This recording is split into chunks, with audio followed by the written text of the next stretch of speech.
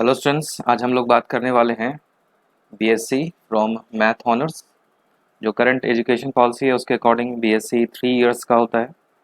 जब new education policy implement हो जाएगी तो ये आपका 4 इयर्स का हो जाएगा। तो अभी हम लोग 3 इयर्स का जो ग्रेजुएशन है उसका प्रोसेस क्या है वो देख रहे हैं, और हम लोग देखेंगे कि पार्ट 1 के मैथ ऑनर्स का सिलेबस क्या है। तो बीएससी जो करंटली अभी हम लोग देख रहे हैं वो 3 इयर्स का है। First year, second year and 3 year, third year. First year में मैथ में 2 पेपर होता है, दोनों 100 मार्क्स का है। सेकेंड ईयर में भी पेपर 3 पेपर 4 है, 100 मार्क्स का। थर्ड ईयर जो होता है उसमें 4 पेपर्स होते हैं, ठीक है, 5, 6, 7 एंड 8, 100 मार्क्स के। तो टोटल मार्क्स जो है, ठीक है, जो टोटल मार्क्स है वो फर्स्ट ईयर का 200 हो गया, सेकेंड का 200 हो गया, थर्ड का 200 हो गया, 400 हो गया, टोटल हो गया 800। पास मार्क्स 45% अचीव करना होता है ईच पेपर में, तो वो पास कहलाएगा। ठीक है, अब हम लोग देखते हैं कि बीएससी फर्स्ट ईयर का मैथ का सिलेबस क्या है। देखिए, पेपर 1 जो है मैथ ऑनर्स का, इसमें पेपर 1 में आपको जो क्वेश्चंस होंगे वो 13 क्वेश्चंस मिलता है। एक क्वेश्चन ऑब्जेक्टिव रहेगा जो कंपलसरी है, क्वेश्चन नंबर 1, ठीक है, जो कंपलसरी है। बाकी जो क्वेश्चंस है 12 क्वेश्चंस, उसमें से आपको 5 क्वेश्चंस बनाना होता है। Condition at least 1 from each group. अब पेपर 1 देखते हैं, ग्रुप 1। इसमें जो फर्स्ट है वो है आपको सेट थ्योरी। सेट थ्योरी में पढ़ना क्या क्या है, तो mapping, equivalence relations, partition, congruence modulo. ठीक है, रिलेशंस आप 12th में भी पढ़ते हैं, वही रिलेशंस यहाँ भी आपको पढ़ना है। सेकंड, आपको थ्योरी ऑफ इक्वेशन पढ़ना है, जिसमें हम लोग पढ़ते हैं पॉलिनोमियल्स के रूट्स और कोफिशिएंट में क्या रिलेशन होता है जनरल पॉलिनोमियल्स का, वो। फिर इक्वेशंस को आप कैसे ट्रांसफॉर्म कर सकते हैं, चेंजेस कर सकते हैं, वो। और डेकार्टेज रूल ऑफ साइन। ठीक है, ये पढ़ना है हमको थ्योरी ऑफ इक्वेशन में। और एक जो मोस्ट इम्पॉर्टेंट होता है, जिससे एक क्वेश्चन आपको मिलता ही है, वो है Cardan's method by quadratic equations को सॉल्व करने के लिए। ठीक है, सॉरी, क्यूबिक इक्वेशंस को सॉल्व करने के लिए। एंड एक और टॉपिक है आपका बाई क्वाड्रेटिक इक्वेशन। तो एक क्वेश्चन आपको कार्डन मेथड से रहेगा। तो यहाँ पे देखिए क्वेश्चन का भी आपको डिवीजन दिखा रहा है। सेट थ्योरी से आपको 2 क्वेश्चन होगा, एक क्वेश्चन आपको थ्योरी ऑफ इक्वेशन से, और एक क्वेश्चन आपको थ्योरी ऑफ इक्वेशन में ही जो कार्डन मेथड होता है उससे। ये हो गया आपका set theory and theory of equation. ये ग्रुप ए में आता है, इसमें आपको टोटल जो क्वेश्चंस यहाँ पे दिख रहा है, ये टोटल 4 क्वेश्चंस है। अब आ जाइए ग्रुप 2 में, यानी ग्रुप बी में। तो ग्रुप बी में आपको मॉडर्न अलजेब्रा पढ़ना है, जिसमें फर्स्ट आपका होता है ग्रुप का डेफिनेशन विथ एग्जाम्पल और सिंपल ग्रुप का प्रॉपर्टीज। उसके बाद हम लोग को सब ग्रुप्स पढ़ना होता है, साइक्लिक ग्रुप पढ़ना है, कोशेट डिकम्पोजिशंस पढ़ना है, लेग्रांजेस थ्योरम है एंड इट्स कॉन्सिक्वेंसेस, फॉर्मेट्स और यूलर्स थ्योरम है।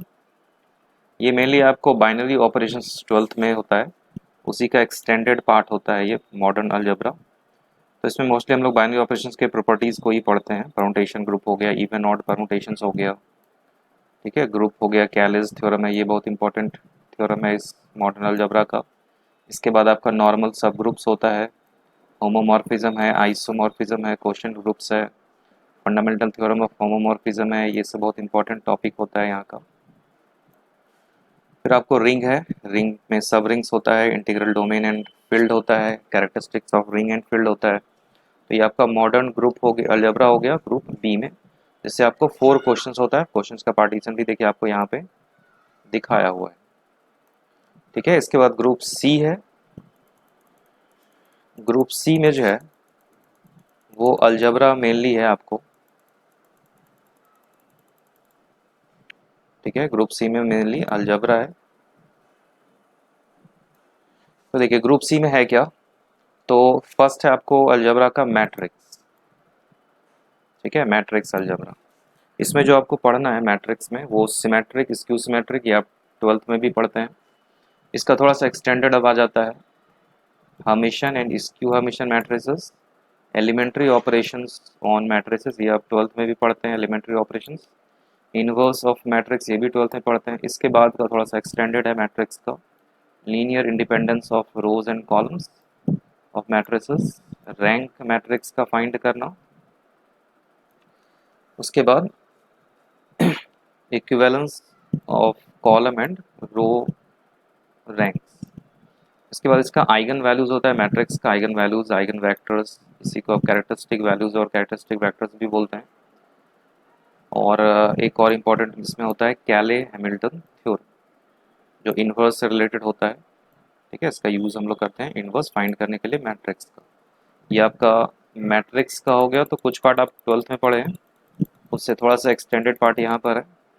नेक्स्ट फिर आपको ट्रिगोनोमेट्री है, ये आपका कंप्लीट एक्सटेंडेड पार्ट ही होता है 11th में जो पढ़ते हैं ट्रिगोनोमेट्री उससे। इसमें जो फर्स्ट पढ़ना है वो डिमोरवस थ्योरम है, उसका application, logarithm of complex quantities, फिर आपको ट्रिगोनोमेट्रिक फंक्शंस का एक्सपेंशन हो गया, कैसे उसका एक्सपेंड करेंगे, ग्रेगरी सीरीज है। फिर जो आपका ट्रिगोनोमेट्रिक सीरीज होता है उसका सम कैसे फाइंड करेंगे, वो हाइपरबोलिक फंक्शंस क्या है, उसका प्रॉपर्टीज़ क्या होता है, उससे रिलेटेड क्वेश्चंस क्या है, वो पढ़ेंगे फिर।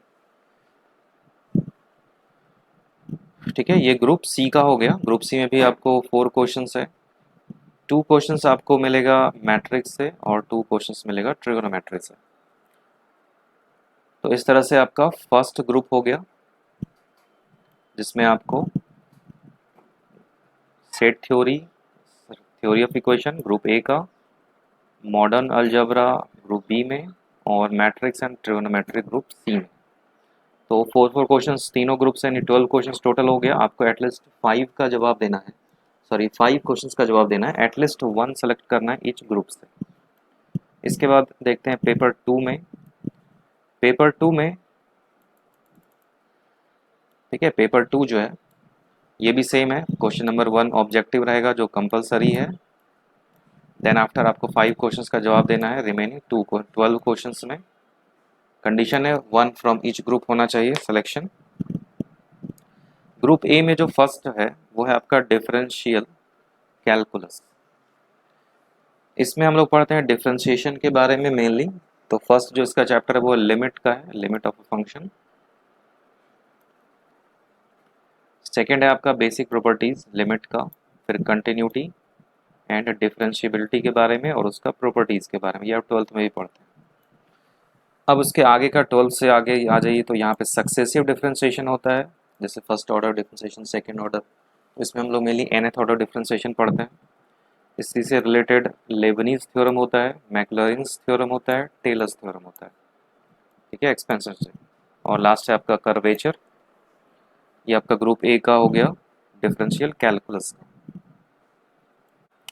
ठीक है, ग्रुप ए में एक आपको सेकेंड जो पार्ट है उसका ग्रुप ए का ही, वो है इंटीग्रल कैलकुलस का, यानी इंटीग्रेशन जिसमें हम पढ़े हैं 12th में, इसी का एक्सपेंडेड पार्ट है। तो इंटीग्रेशन में होता है इरेशनल अलजेब्रिक फंक्शंस का, ट्रांसकोडेंटल फंक्शंस का, और इसमें हम लोग पढ़ते हैं रिडक्शन फार्मूला, ये सब एक्सटेंडेड पार्ट है। इंटीग्रेशन जो 12th में पढ़ते हैं, डेफिनेट इंटीग्रल सेम है जो आप 12th में पढ़ते हैं। क्वाड्रेचर और रेक्टिफिकेशंस आपका एक्सटेंडेड होता है इसका। तो ग्रुप ए में आपको 2 क्वेश्चंस डिफरेंशियल कैलकुलस से रहेगा और 2 क्वेश्चंस इंटीग्रल कैलकुलस से रहेगा।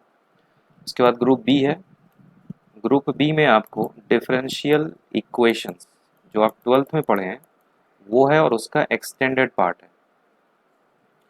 देखिए, इसमें आपको फर्स्ट तो degree and order of differential equations, ये आप 12th में पढ़ते हैं।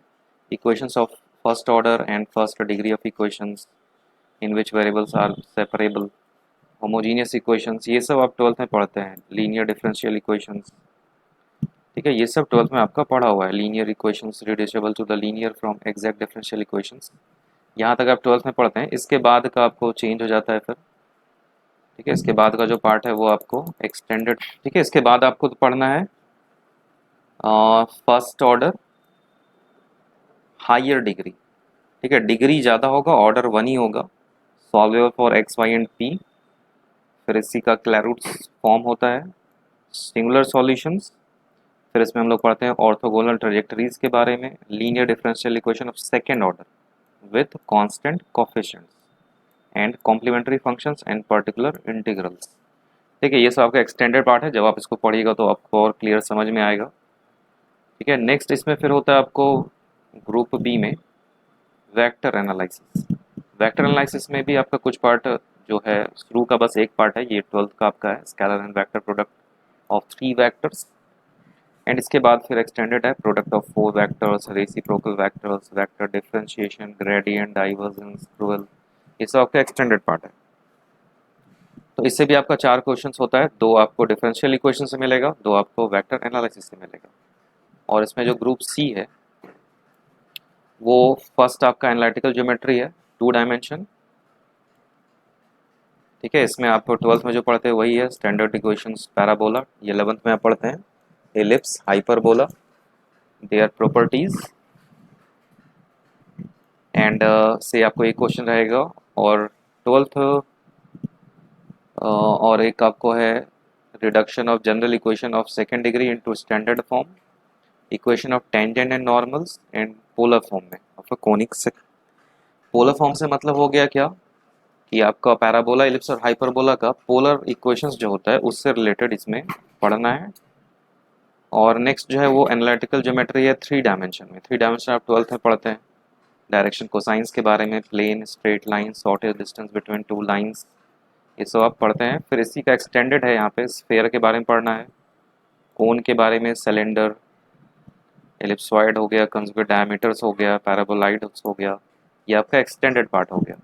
तो ये आपका ग्रुप ए, ग्रुप बी और ग्रुप सी का हो गया। ग्रुप ए में आपको था differential calculus, integral calculus, group B में differential equations and vector, group C में ज्योमेट्री 2 डायमेंशन एंड 3 डायमेंशन।